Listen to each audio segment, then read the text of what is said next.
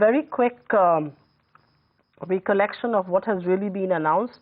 It's a 14.2% hike in salaries and 23.5% hike in overall hike in allowances and pension, 24% hike in pension, 63% hike in allowances. Minimum salary has been kept at 18,000 rupees a month and maximum salary is 2.25 lakh rupees. Cabinet Secretary, of course, will draw a salary of 2.5 lakh rupees every month.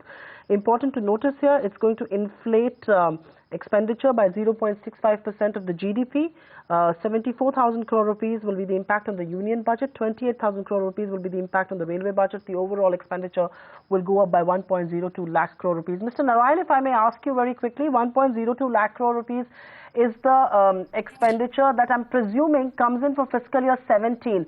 What about the 1st January to 31st March period? What happens to that? One is that the pay scales that they have talked about, like 2 lakhs and 2.5 lakhs, let's not forget that the multiplier of 2.5 they're talking about already now, there's a huge component of DA which will get subsumed. So in fact, 100% or 110% DA is already being granted to these officers.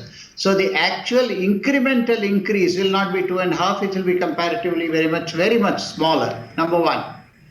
Number two, the more serious stories are coming up a little later. One is, and this is what the services will be actually thinking about seriously. One is the empanelments to Joint Secretary and above, of making it open to everybody with the UPSC as chairman. The second is, Justice Mathur talked about all services should be considered together. Does that mean all pay scales are equal? That is something that the IAS and IPS would be worried about. The concessions to the service people, I think that is a very, very good thing that they have done, because this is something that has been pending for a very long time. And I'm glad that they have done this, particularly the risk allowances, the extreme area allowances, etc. These are all very, very good things. On the overall cost, I think really you have to look at that. Again, I go back to a particular year of 1996-97, when the increase cost something close to 1.5% of the GDP at that time. And up to the last minute, I know the then Finance Minister, Mr. Chidambaram, was fighting with the government, which was the Gujarat government at that time, that this was unaffordable. And we went into a serious fiscal tailspin, particularly in all the states at that time. Today, we are in a much more comfortable position, but I am not at all sure whether some of the states would be able to absorb this burden. Finally, some states like Telangana have all done much more than that. In fact, they have given a 40% increase already, the Telangana state, for their people. The driver draws 25,000 rupees. Here they are talking about a minimum salary of 18,000. So an imbalance has already been created in the states. I don't know how it's going to work itself out. So these are my views. Imbalance created in the states, sir. I know you're in a rush to go, but I have a very quick question coming your way, and this is one of the pointers that Maithili was making early on. And she said that, this money, the windfall gain that we've gotten on account of the low crude benign regime could have been used for far more productive things. I know it happens every 10 years, and so this wasn't an exception either. It had to happen. My question to you, sir, is that I know we've had a windfall gain on account of crude. Should that have been put into use here? It's 14.2% for salaries, but look at the entire overall, it's 23.55%. Or do you expect, or would you rather have the government invest it in infrastructure and public health care, education for that matter? I think this is a point that Maithili has been making repeatedly, and I respect that point. Certainly it could have been, but I think you have to look back and say, could this have been avoided? Let's forget the numbers. It just absolutely could not have been avoided with nearly about 40 lakhs government employees expecting something to happen on 2016, which they take it as a marker. So can you say, no, I will not increase? Just like the Finance Commission, can you say that the Finance Commission will not give its recommendations? So these are kind of certain expenditures that you will have to take into account. Mr. Narayan obviously was, as an ex-IAS man himself, his sympathies would be, I suppose, with the bureaucrats. But my position in all this is, if you look at the numbers, Mr. Jaitley himself, and I think Mr. Justice Mathur also has said the numbers, 1,02,000 crores. Now the sixth pay commission, the expenditure increase was only about 17,000 crores. So just look at the difference between the sixth pay commission. I presume this number of 1,02,000 crores is an annual number. So this is a manifold increase from the sixth pay commission. Can a country like India at this juncture of economic growth, when we are talking about a slowdown in economic growth, can we afford this? We are talking again of minimum pay of 18,000. That means the salary of a government driver, for instance, would be close to 30 to 40,000. Does a private sector driver anywhere in the private sector get salaries of those, anywhere of that order?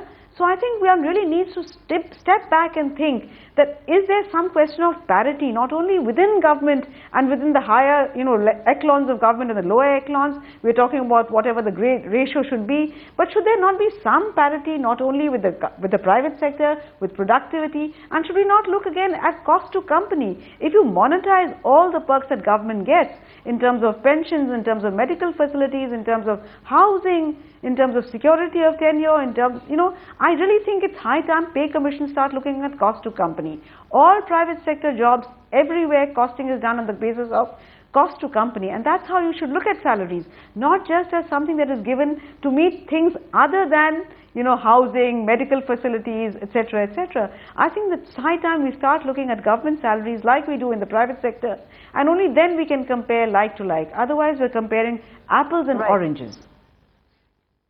That's a fair point indeed. There has to be a cost to company, and there are far more many perks that a government employees get than over a private sector counterpart. So, Mr. Jaishankar, I will bring this discussion to you. 1.02 lakh crore rupees is really the total hit on the government's exchequer.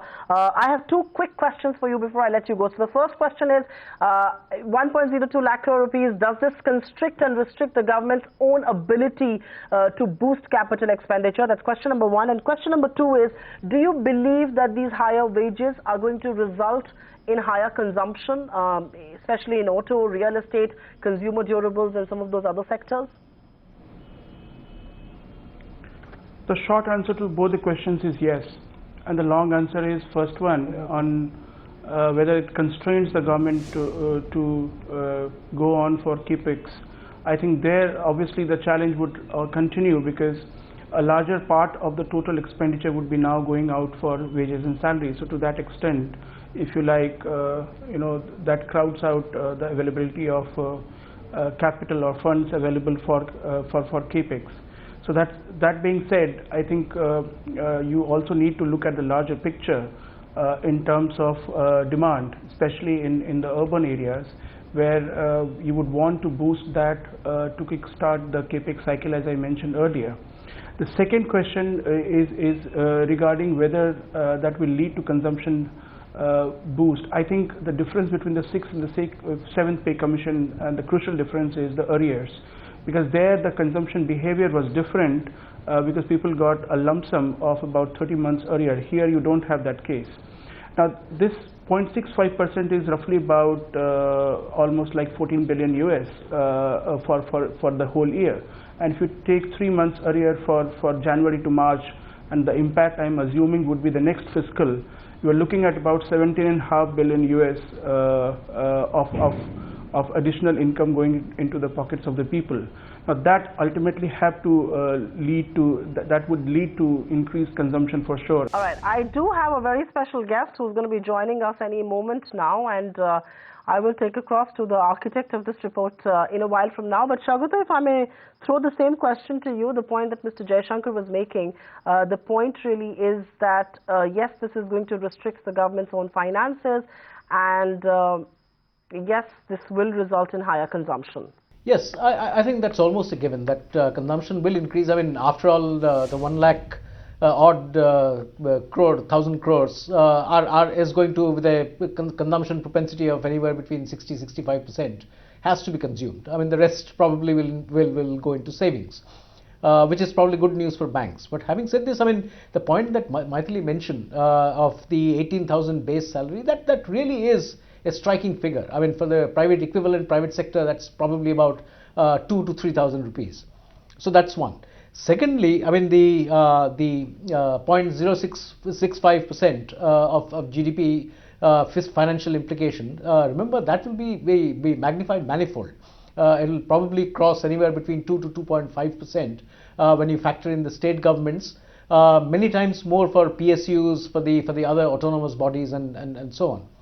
The third point that I had in mind, that public sector units like all the other financial and non-financial units, they are already beginning to trying to compete against more with other corporate entities with lower salary expenditures as part of their operating costs, because they will have to maintain parity with the government bodies. Their cost competitiveness is likely to take a hit. I think so. That's the point that I'm more worried about. Find us on Facebook at facebook.com/ETNow and don't forget to click the like button. You can also follow us on Twitter at ETNowLive. To stay updated with all our programming, hit the subscribe button on our YouTube channel by logging on to youtube.com/user/ETNow.